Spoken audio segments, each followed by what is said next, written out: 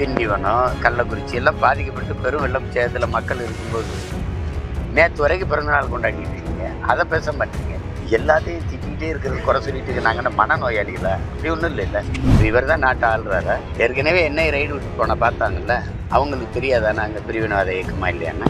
எதை வச்சு பிரிவினைங்கிறாரு? ஏன்னா நீ என்னென்ன சேட்டை பண்ணி எங்கள் குடும்பத்தை, என் மனைவியை, எங்கள் குடும்பத்தை, என் தாய் தந்தையரை, எங்கள் கட்சியில் இருக்க பிள்ளைகளெல்லாம், என் தங்கச்சி இவ்வளவு இழிவாக பேசுறதுக்கு வழக்கெடுப்பியா? இந்த கேள்வியை நாங்கள் கேட்டோன்னு வச்சுக்க தேச துரோகி ஆயிடுவேன், ஆன்டி இந்தியன், அப்பத்தா இந்தியன்லாம் ஆயிடுவேன். ஆனால் நான் கேள்வியே கேட்கக்கூடாது. தெரியுது இல்லை நாடகம்? இதை கொண்டு வர சொன்னது தம்பி அண்ணாமலை கூட கேட்டதே இவங்க தான். 2 ஏக்கர் தான் நாங்கள் பல்லுயிர் பெருக்கத்துக்கு அந்த இடத்துக்கு எடுத்துருக்கோம். மீதியில் நீங்கள் வந்து எடுங்கன்னு கூப்பிட்டதே இவங்க தான். நீ பதிச்சிரு பார்ப்போம், நீ பதிச்சிரு. வேற பேசிட்டுக்க நேரம் இல்லை, நீ பதி, அப்புறம் பார்ப்போம். திண்டிவனம், கள்ளக்குறிச்சி எல்லாம் பாதிக்கப்பட்டு பெரும் வெள்ளம் சேதத்தில் மக்கள் இருக்கும்போது நேற்று வரைக்கும் பிறந்தநாள் கொண்டாடிட்டு இருக்கீங்க. அதை பேச மாட்டீங்க. அவர் வந்து பாதிக்கப்பட்ட மக்களுக்கு உதவணும்னு நினைக்கிறாரு, அதை பாராட்டணும் இல்லை. எல்லாத்தையும் திட்டிகிட்டே இருக்கிறது, குறை சொல்லிட்டு நாங்கள் மனநோயாளிகளா? அப்படி ஒன்றும் இல்லை. சரியானது சரி, தவறுனா தவறு. டெல்லியில் நேற்று நடந்த ஐபிஎஸ் மாநாட்டில் வந்து வருண் ஐபிஎஸ் வந்து இதை சொல்லியிருக்காரு, நாம் தமிழர் இயக்கம் வந்து ஒரு பிரிவினைவாத இயக்கம், அதை வந்து கண்காணிக்கணும் அப்படின்னு சொல்லிட்டு ஐபிஎஸ் அதிகாரிகள் மத்தியில் சொல்லியிருக்காரு. இது எப்படி பார்க்குறது? அவர் ரொம்ப நாளாக கண்காணிச்சுட்டு தானே இருக்காரு. இது புதுசாக கண்காணிக்கிறாங்களா எங்களை? அது ஒரு உள்துறை அமைச்சகம் நடத்தப்பட்ட அந்த நிகழ்வுகளை முக்கியமாக சொல்றது வந்து சொல்லியிருக்காங்க. அவர் இங்கே தனிப்பட்ட முறையில் பார்க்கறது, அந்த கருத்து மோதல் இருக்கிறது. எல்லா அதிகாரிகள் மத்தியில் ஒரு கருத்தாக்கத்தை கொண்டு போகும்போது அது வந்து எப்படி புரிஞ்சுக்கிறதுன்னு நீங்கள் சொல்லுங்கள். இந்திய அரசியல் அமைப்பு அதன்படி நாங்கள் பதிவு செஞ்சு தேர்தல் ஆணையத்தில் 13 ஆண்டுகளாக இந்த அரசியல் இயக்கத்தை நடத்துகிறோம்.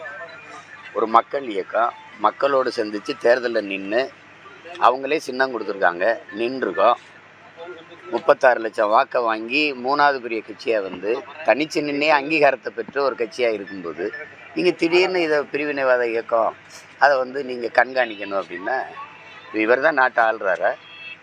ஏற்கனவே என்னை ரைடு விட்டு போன பார்த்தாங்கல்ல, அவங்களுக்கு தெரியாதா நாங்கள் பிரிவினைவாத இயக்கமா இல்லையான்னு? எதை வச்சு பிரிவினைங்கிறாரு? ஒரு அடிப்படை தகுதியே எல்லாமே நீ எல்லாம் இப்படி ஐபிஎஸ் என்ன? எதை வச்சு பிரிவினைங்கிற? தமிழ் சாவனிஸ்ட்டுங்கிற. தமிழன், நான் தமிழன்னு சொல்கிறது உனக்கு சாவனிசம்னா எதுக்கடா இவ்வளவு மொழிவழி மாநிலங்கள் பிரித்தாங்க? எதுக்கு பிரித்த? தெலுங்குக்கு ஒரு மாநிலம், கேரளாவுக்கு மலையாளிக்கு ஒரு மாநிலம், பீகாரிக்கு ஒரு மாநிலம், குஜராத்திக்கு ஒரு மாநிலம், எதுக்கு பிரித்தாங்க?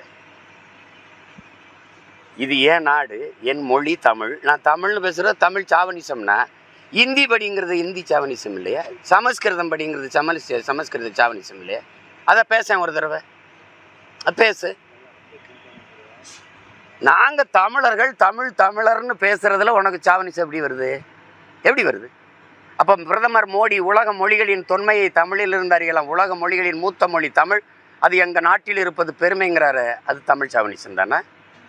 இந்திய மொழிகளின் தொன்மையை தமிழிலிருந்து அறியலாம்ங்கிறாரு, அது தமிழ் சாவனிசம் தானே? முதல்ல உன் தாய்மொழி எது? உன் தாய்மொழி எது? நீ முதல்ல நீ சொல்லு. நீ உண்மையிலே தமிழ் தாய்க்கும் தமிழ் தகப்பனுக்கும் பிறந்திருந்தா தமிழ் சாவனிசம்ங்கிற வார்த்தை நீ உச்சரிப்பியா? நீ என்னது? உனக்கு மட்டும்தான் பொண்டாட்டி புள்ள குடும்பம், எங்களுக்கெல்லாம் இல்லை. என் குடும்பத்தைன்னு ஏன்னா நீ என்னென்ன சேட்டை பண்ணி எங்கள் குடும்பத்தை, என் மனைவியை, எங்கள் குடும்பத்தை, என் தாய் தந்தையரை, எங்கள் கட்சியில் இருக்க பிள்ளைகளெல்லாம், என் தங்கச்சியில் இவ்வளவு இழிவாக பேசுறதுக்கு வழக்கெடுப்பியா? வழக்கெடுப்பியா? சரி, இந்த அதிகாரம், இந்த காய் சட்டில் எத்தனை வருஷம் இருப்ப? எத்தனை வருஷம் இருந்துருவேன்? நீ எத்தனை வருஷம் இருப்ப? ஒரு 50 வருஷம், இன்னும் ஒரு 40 வருஷம் இருப்பியா? இன்னும் ஒரு 30 வருஷம் இருப்பியா? அதுக்கப்புறம் இறங்கித்தானே தம்பி ஆகணும் கீழே. ஆனால் நான் இங்கே தான் இருப்போம். பார்த்து பேசணும், பார்த்து இது பண்ணணும். இவ்வளோ பேர் சரி, பிரதமர், உள்துறை அமைச்சர் எல்லாம் தொடங்கி வச்ச விருதில் எல்லாரும் பேசுனது வராமல் நீ பேசுகிறது மட்டும் வெளியில் வருது எப்படி? அந்த காணொலி மட்டும் எல்லா ஊடகத்துக்கு வருது எப்படி? நீ தான் ரகசியம் பாராட்டுறிய? நீ உறுதி பிரமாணம் எடுக்கும்போது இப்படி தான் எடுத்திய? இதுதான் உன் வேலையா? என் கட்சியை குறை சொல்கிறதுக்கு தான் நீ ஐபிஎஸ் ஆகி வந்திருக்கிய இங்கே? சரி, மோதுறதுன்னு ஆயிடுச்சு, மோதுவோம் வா. ஏன்னா நீ என்ன பண்ணுவேன்? நீ என்ன பண்ணிடுவேன்? நீ என்ன பண்ணுவேன்னு சொல்லு. ஆற்றால் நீ ஒரு ஐபிஎஸ். பெஞ்சல் புயலுக்கு முதல்வர் 2000 கோடி கேட்டிருக்கிறாங்க. மத்திய அரசு இது வரைக்கும் அந்த அதிகாரிகள் மட்டும் அனுப்புறாங்க. எப்படி பார்க்குறீங்க? நிதி உதவி, நிதி நிவாரணத்துக்கு இது ஒன்றும் புதுசு இல்லையே. எந்த புயல் பாதிப்புக்கு எங்களை வந்து பார்த்து கருணையோடு பார்த்து உரிய நிதியை ஒதுக்கி இருக்கு மட்டும் தானே புயல் இல்லை ஓகி புயல் சொல்லுங்கள். 200 பேர் 100 பேருக்கு மேற்பட்டவர் நாங்கள் செத்தோம். நான் இது கன்னியாகுமரியில் தத்தளிச்சு நிற்கும் போது நீங்கள் கப்பற்படையை அனுப்பி எங்களை காப்பாற்ற முயற்சிக்கலை. செத்து விழுந்த உடலை எடுத்து மரியாதையை அடக்கம் பண்ணிக்கிறோம்னு சொல்லி என் மக்கள் கேட்கும்போது நீ உதவலை. தானே புயலில் நீங்கள் வந்தீங்களா? ஓகி புயலுக்கு வந்து உதவுனீங்களா? அதுக்கு உரிய இடர் நீக்க நிதியை கொடுத்தீங்களா? இப்போ இது கொடுத்துட போகிறீங்க. இது தமிழ்நாடு அரசு தான் முடிவு எடுக்கணும். நீங்கள் அவங்ககிட்ட நயந்து தர முடியாது வரின்னு சொல்ல முடியுமா? முடியாது. எனக்கு போக தான் மிச்சம். உனக்கு மத்திய அரசுக்கு நிதி ஏது? நிதி ஏது சொல். மத்திய அரசுன்னு ஒன்று இருக்குல்ல, இந்திய ஒன்றிய ஆட்சியாளர்களுக்கு நிதி ஏது? நாங்கள் கொடுக்குறது தானே. மாநிலங்களின் நிதி தானே உங்கள் நிதி. வேறு உங்களுக்கு ஏதாவது காசு இருக்கா? வருவாய் பெருக்கத்துக்கு எதுவும் தொழில் வச்சுருக்கீங்களா? ஒன்றும் கிடையாது. நீங்கள் கட்டுற வரி, நான் கட்டுற வரி, இவர் கட்டுற வரி. நீங்கள் நீட்டி இருக்கிற இந்த ஒளி வாங்கிக்கு ஒரு வரி இருக்குது, நான் போட்டிருக்க இந்த சட்டைக்கு ஒரு வரி இருக்குது. அப்புறம் இந்த வரியை எடுத்து வச்சுக்கிட்டு பேரிடர் காலங்களில் கூட எங்களுக்கு உதவலைன்னா அந்த பணம் எதுக்கு? ஆனால் எங்களுக்கு நாட்டுப்பற்று இருந்துடணும், தேசப்பற்று இருந்துடணும். இந்த கேள்வியை நாங்கள் கேட்டேன்னு வச்சுங்க, தேச துரோகி ஆயிடுவேன், ஆன்டி இண்டியன் அப்பத்தா இண்டியன்லாம் ஆயிடுவேன். ஆனால் நான் கேள்வியே கேட்கக்கூடாது. எப்படி இருக்குது பாருங்கள். இன்றைக்கி நான் பேசுகிறது அன்னைக்கே எங்கள் தாத்தா தெய்வ திருமணம் முத்துராமலிங்கத்தூர் சொல்கிறார், நீ ஊமையாக இருக்கிற வரை உன்னை தேசியவாதி ஜனநாயகவாதின்னு சொல்லுவான், நீ உரிமைன்னு பேசிட்டா உன்னை தேச துரோகின்றான்றாங்கிறார்.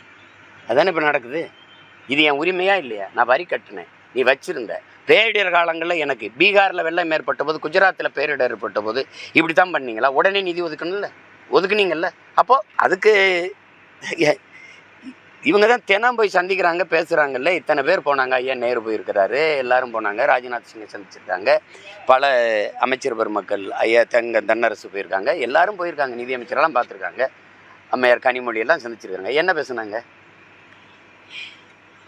சொல்லுங்கள், என்ன பேசுனாங்க? கொடுமை. சார் டங்ஸ்டன் சுரங்கம் சார் திமுக முதல் எதிர்க்காம இப்போ எதிர்க்குது அப்படின்னு எல்லாம் சொல்கிறாங்களே. நாடகம் தெரியுதில்ல, நாடகம். இதை கொண்டு வர சொன்னது யார்? தம்பி அண்ணாமலை கூட சொல்கிறார், கேட்டதே இவங்க தானே.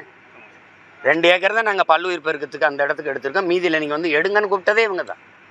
அவங்க தான் சொல்கிறாங்களே, மத்திய அமைச்சரவையிலேருந்து அமைச்சரகத்திலேருந்து சொல்கிறாங்களே, அவங்க எந்த எதிர்ப்புமே, நாங்கள் கருத்து கேட்கும்போது எந்த எதிர்ப்புமே தெரிவிக்கலையே அப்படின்னு. இங்கே தான் இருக்குது. ஒரு பக்கம் மிடாஸ் இருக்குது, இங்கே சொல்ல முடியாத ஆலைகளுக்கு சாராய ஆலை இருக்குது. தென் மாநிலங்கள் எல்லா மாநிலங்களையும் கல் இருக்குது, இங்கே மட்டும் ஏன் இல்லை?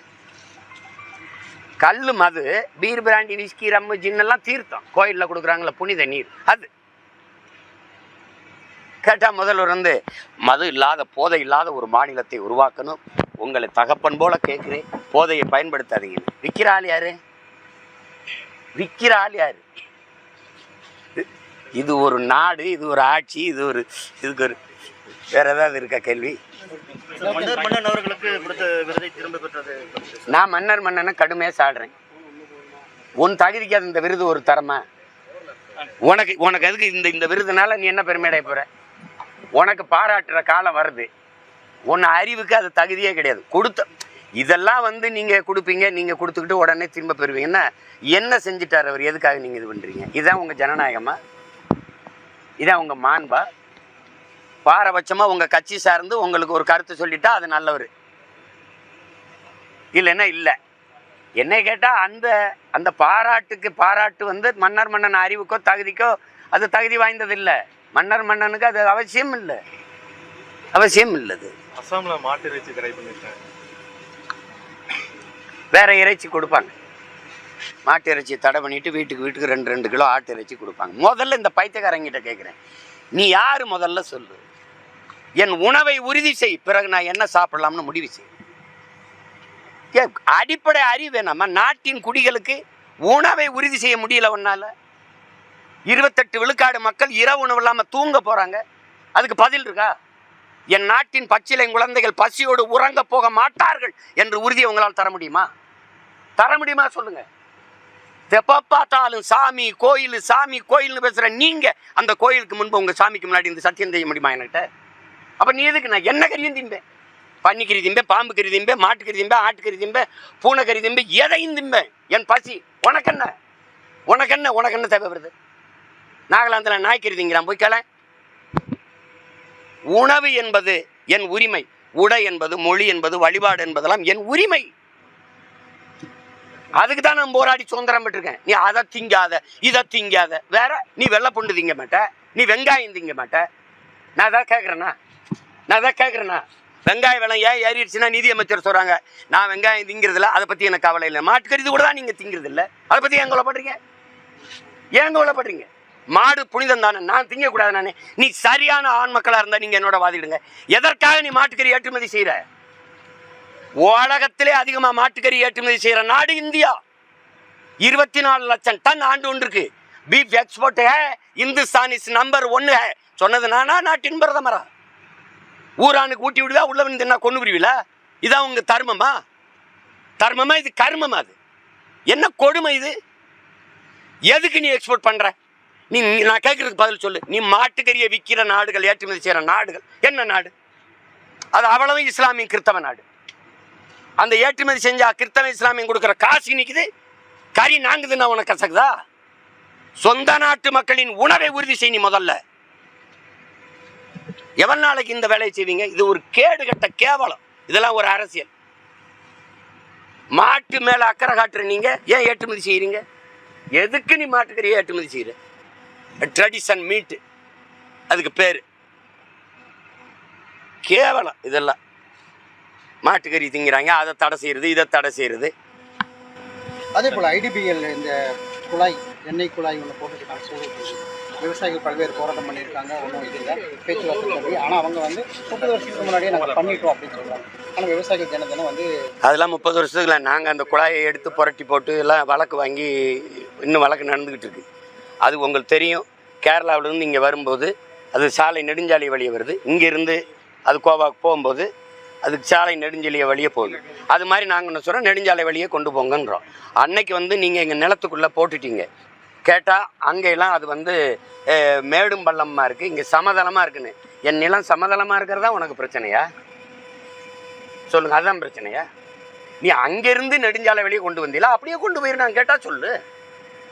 நீ விளை நிலத்துக்குள்ளே நீ கொண்டு போகிற. இங்கே கீழே எரிவாயு போகுது, மேலே உயர் அழுத்த மின்கோபுரம் போகுது. நான் என்னென்னு விவசாயம் பண்ணுறது?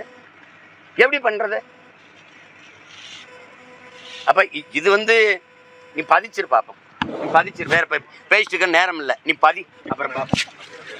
இதுபோன்ற செய்திகளை மேலும் தெரிந்து கொள்ள எங்களது யூடியூப், ஃபேஸ்புக் மற்றும் ட்விட்டர் ஆப்களை சப்ஸ்கிரைப் செய்யவும்.